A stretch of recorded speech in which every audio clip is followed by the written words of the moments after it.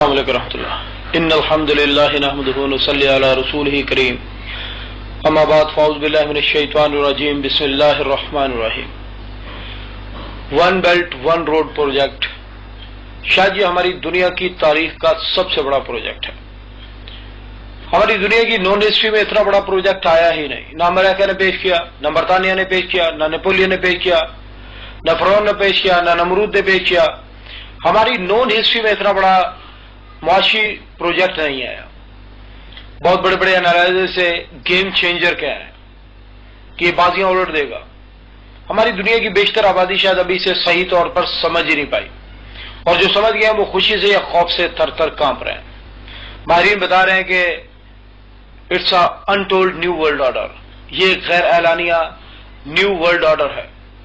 یہ لاکھوں کلومیٹر لمبی motorways, high speed railways, logistics ports اور درجنوں بندرگاہوں کا ایک مربوط نظام ہے جو ہماری زراعت، ہماری صنعت، ہماری تجارت، ہماری انویسٹمنٹ، ہماری پروڈکشن اور ترسیل کا شاہکار ہوگا.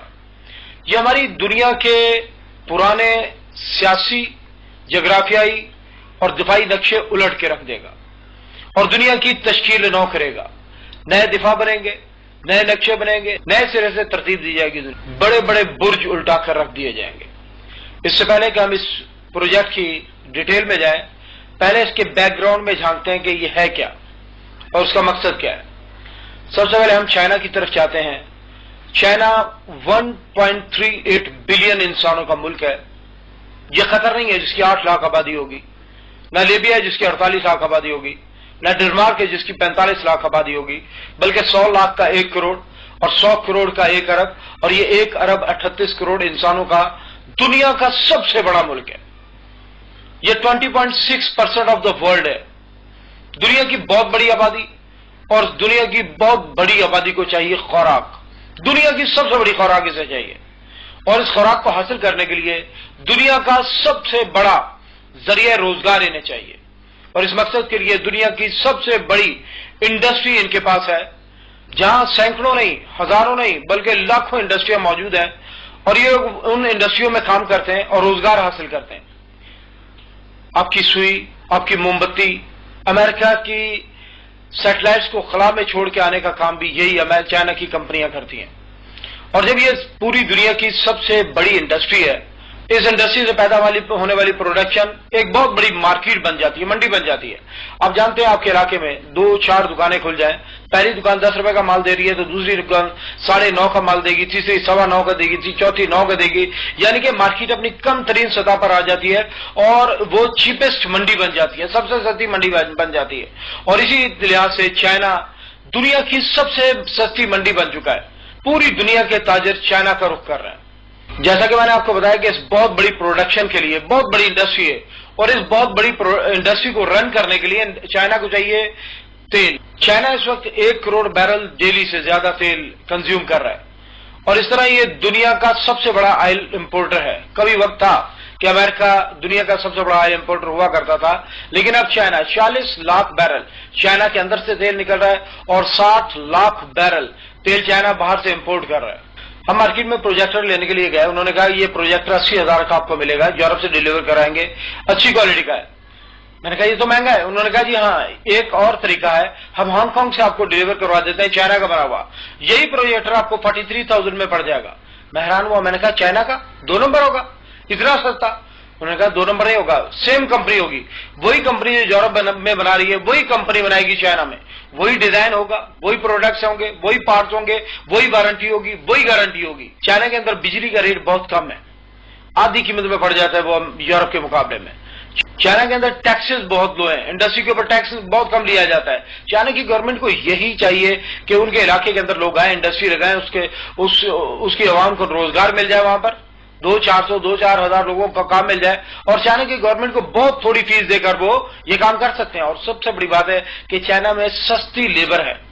اگر یورپ کے اندر ایک بندہ 1,80,000 روپے میں جو کام کرتا ہے، چائنا میں وہی ورکر وہ 60-70 ہزار میں کام کرنے کے لیے تیار ہو جاتا ہے.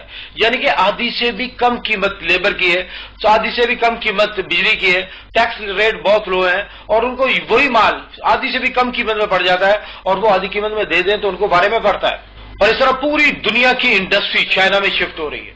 چائنیز یہ پروڈکشن کرتے ہیں، ڈبوں میں بند کرتے ہیں، کنٹینروں میں بند کرتے ہیں اور آگے ترسیل کر دیتے ہیں. چائنیز پوری دنیا کے لیے پروڈکشن کر رہے ہیں، امریکہ کے لیے، یورپ کے لیے، افریقہ کے لیے، عربیہ کے لیے، ایشیا کے لیے، آسٹریلیا کے لیے، پوری دنیا کے لیے پروڈکشن کر رہے ہیں. اور وہ مال پروڈیوس کرنے کے بعد، ڈبوں میں پیک کرنے کے بعد کنٹینروں میں بند کرتے ہیں. اور دنیا کی سب سے بڑی شپنگ پورٹ امریکہ میں نہیں ہے، سنگاپور میں نہیں ہے، بلکہ دنیا کی سب سے بڑی شپنگ پورٹ چائنا کے اندر شنگھائی میں ہے. اور صرف یہی شنگھائی کی بندرگاہ نہیں، بلکہ دنیا کی 10 بڑی شپنگ پورٹس میں سے 7 بڑی شپنگ پورٹس چائنا کے اندر ہی ہیں، جو پوری دنیا کو یہ مال سپلائی کر رہی ہیں، جہاں ہر گھنٹے میں سینکڑوں کنٹینر ڈسپیچ ہو رہے ہیں پوری دنیا کے لیے. چائنا نے اس ترسیل کو مستقل بنانے کے لیے، نان سٹاپ بنانے کے لیے ایک منصوبہ تشکیل دیا ہے، جس کو میری ٹائم سلک روٹ کا نام دیا گیا ہے. اور یہ چائنا کی بندرگاہ سے چلتا ہے، شیڈن سے انڈونیشیا، اس کے بعد ملاکا لیک سے ہوتا ہوا یہ سری لنکا کی بندرگاہ، اس کے بعد کلکتہ، گوادر، دبئی، خلیج فارس کے اندرونی ریاستیں، اس کے بعد یہ یمن کے ساحلوں سے ہوتا ہوا آگے جاتا ہے، نہر سوئز کراس کرتا ہے مصر سے، اور نہر سوئز کراس کرنے کے بعد یہ ایتھنز کی بندرگاہ اور باقی یورپ کی بندرگاہوں میں جاتا ہے. نہر سوئز بننے سے پہلے یہ رستہ تھا 20,000 کلومیٹر کا، جو کہ بہت طویل اور بہت مہنگا تھا. نیپولین نے مصر کو کاٹا، نہر سوئز نکالی اور نہر سوئز کو ملا دیا میڈیٹرینین سی سے، یورپ کو عربیہ کے ساتھ ملا دیا اس نے، اور یہ رستہ بہت چھوٹا ہو گیا. اسی رستے سے 40 لاکھ بیرل تیل روزانہ گزرتا ہے. یہی یمن کے ساحلوں سے آگے افریقہ کی دوسری بندرگاہوں تک یہ رستہ جاتا ہے. اور چائنا نے 1 بیلٹ 1 روڈ کا نام دیا، یعنی کہ ایشیا، افریقہ، عربیہ، یورپ یہ ایک ہی پٹی پر واقع ہے اس نے کہا. اور اس کے لیے ایک اور منصوبہ، 4000 سال پہلے دنیا کے نقشے پر ایک سڑک موجود تھی جس کو شاہراہ ریشم کہا جاتا تھا. یہ چین سے چلتی تھی، قازقستان، ازبکستان، کرغستان، ایران اور ترکی، ایشیا کوچک تک جاتی تھی. اور یہ سڑک حضرت عیسیٰ علیہ السلام کے پیدا ہونے سے 2000 سال پہلے موجود تھی. 2014 کے اندر یونیسکو نے اس کو اپنے ثقافتی ورثے میں شامل کیا، 33 نئے مقامات کو اس میں شامل کیا اور پوری دنیا کے ملکوں کو کہا کہ اپنے اپنے حصے کا کام کرے، اس کو مکمل کرے. یہ ایک تجارتی گزرگاہ ہوگی اور یہ دنیا کا سب سے بڑا پروجیکٹ ہوگا، جو 1,20,000 کلومیٹر لمبی موٹر ویز کا جال ہے.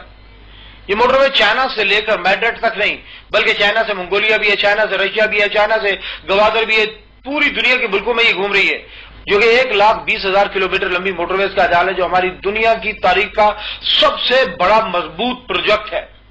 دنیا کی تاریخ میں اتنا بڑا پروجیکٹ آیا ہی نہیں جو ٹریڈ کے مقاصد کے لیے بنایا گا. یہ 40,000 کلومیٹر ہائی سپیڈ ریلویز کا جال ہے اور اس ریلوے نے اپنا پہلا چکر کاٹ لیا ہے. چائنا سے ریل چلی ہے اور میڈرڈ گئی ہے، وہاں مال اتارا ہے اور میڈرڈ سے 5 مائل لے کر یہ واپس چائنا آ گئی ہے.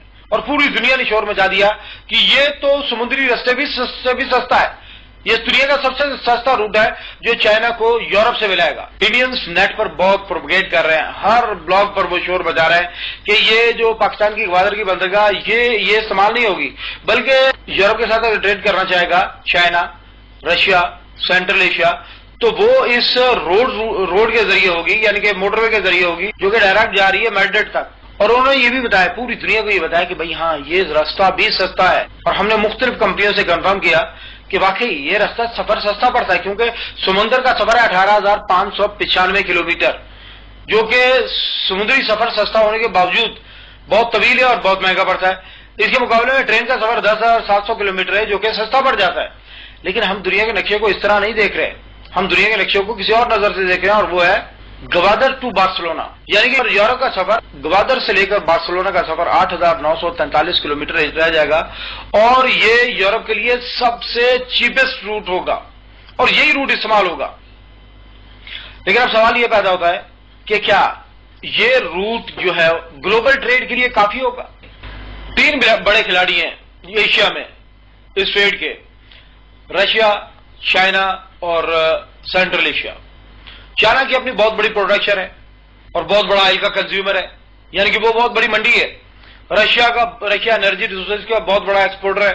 اور سینٹرل ایشیا عربیہ کے بعد تیل کے سب سے بڑے ذخائر، 336 بلین بیرل تیل، گیس کے سب سے بڑے ذخائر 521 ٹریلین کیوبک فٹ گیس کے ذخائر، ایک ملک کے اندر 10,000 ہزار ٹن سونا ہے.